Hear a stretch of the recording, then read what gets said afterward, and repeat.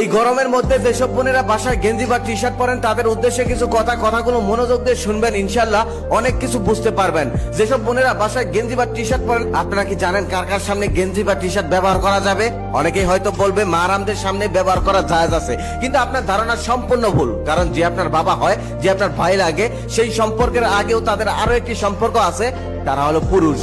তাদের মধ্যে পুরুষত্ব আছে।